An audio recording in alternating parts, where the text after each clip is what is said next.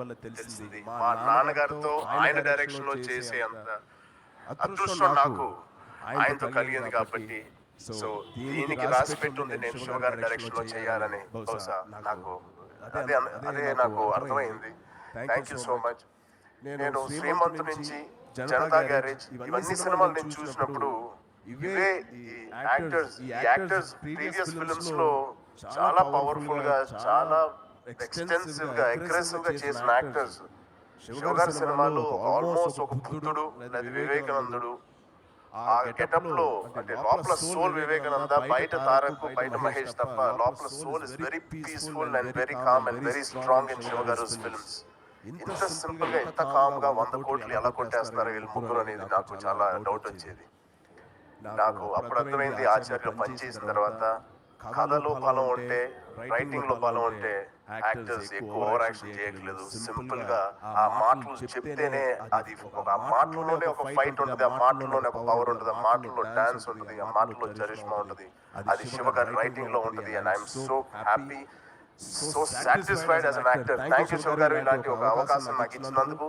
మీ writing లో నేను acting చేయాలనుకున్నాను, అది నాన్నగారితో పాటు చేయాలనుకునేది. ఇది డబుల్ బొనాన్సా నాకు. Thank you so much. నేను రంగస్థలం, ధ్రువ, ఆర్ఆర్ఆర్ ఇవన్నీ నేను చాలా చాలా నేర్చుకున్నాను. తమ్ముడు తమ్ముడు ఎవరు నిన్ను డిజైన్ చేసి రమ్మన్నారా?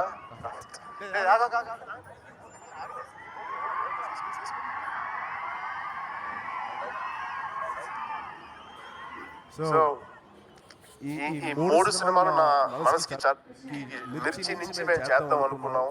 కొన్ని కారణాల వల్ల ఆయన కమిట్మెంట్స్, నా కమిట్మెంట్స్ కుదరక మేము చేయలేకపోయాం. బట్ ఏమి జరిగినా మన మంచిగా జరుగుద్ది అని ఎందుకు అంటారో నాకు ఇవాళ ఆశ్చర్యం వల్ల తెలిసింది. మా నాన్నగారితో ఆయన డైరెక్షన్ లో చేసే అంత అదృష్టం నాకు ఆయనతో కలిగింది కాబట్టి సో దీనికి రాసి పెట్టుంది నేను శివగారి డైరెక్షన్ లో చేయాలని. బహుశా నాకు అదే నాకు అర్థమైంది. Thank you so much.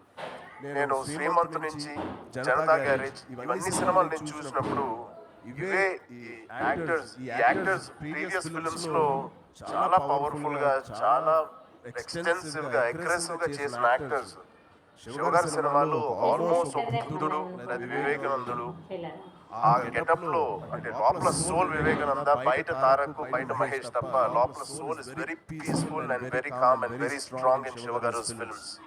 ఇంత సింపుల్ గా, ఇంత కామ్ గా 100 కోట్లు ఎలా కొట్టేస్తారు వీళ్ళు ముగ్గురు అనేది నాకు చాలా డౌట్ వచ్చేది. నాకు అప్పుడు అర్థమైంది ఆచార్య